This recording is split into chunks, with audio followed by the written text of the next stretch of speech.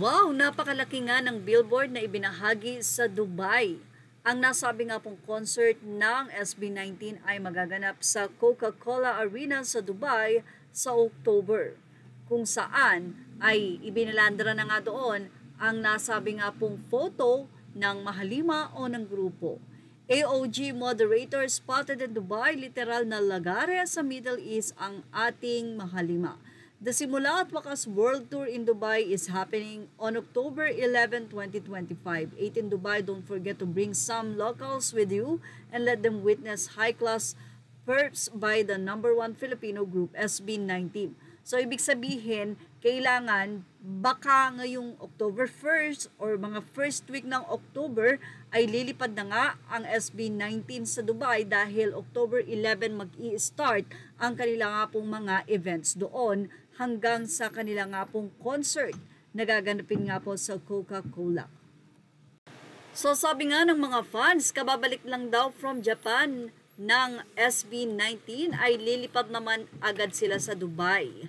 Grabe na ito, it will take me 3 hours to fly pero di pa rin tinadhana. 18 Dubai, mag-ingay. Literal na tour, malapit na. Samantala, rarito naman ang nakakatuwang update ng isa sa sikat na J-pop sa Japan kung saan ay nagkaroon nga ng concert kamakailan lamang doon ng SB19.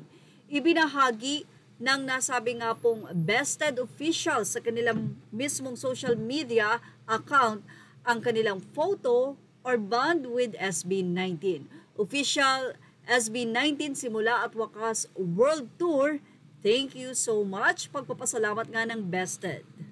Mula sa naging post ng I Want You SB19, bested a J-pop group with Yuito as one of its members doing the Gento Challenge last year. Also attended the Simula at Wakas World Tour Tokyo. Very productive and successful talaga ang show na ito. Samantala, isang kwentong pamilya naman ang talagang nakakaiyak. Kwento ng isang PTPA, Christine Flores. My family and I recently laid to rest my grandfather. My aunt asked to list songs that we thought were fitting as tribute background music. I suggest Time by SB19. My aunt, being skeptical, listened to it first. Then she was silent on my Lola's last night. The tribute that was on 10 minutes tribute featured 2 songs from SB19 Time and Mapa. I was shocked. That's when I realized my family was crying to both songs.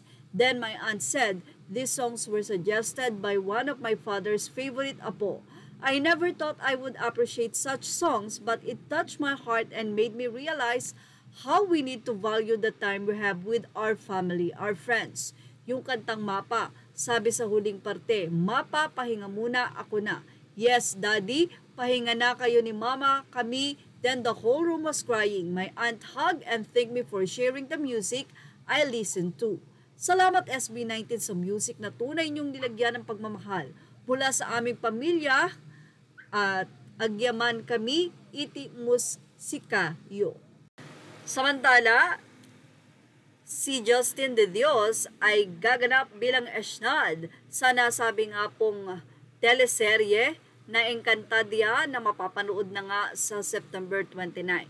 Actually, dahil nasa Pinas na nga ang SB19, ay napanood mismo ni Justin ang nasabing teaser ng kanyang paglabas bilang parte ng nasabi nga pong patok na serye. Pumalakpak si Justin at ayon nga sa kanya ay nag-train siya sa paano makipaglaban. Pero para nga pong choreography, kaya madali lang sa kanya dahil para nga daw nagda-dance training lamang.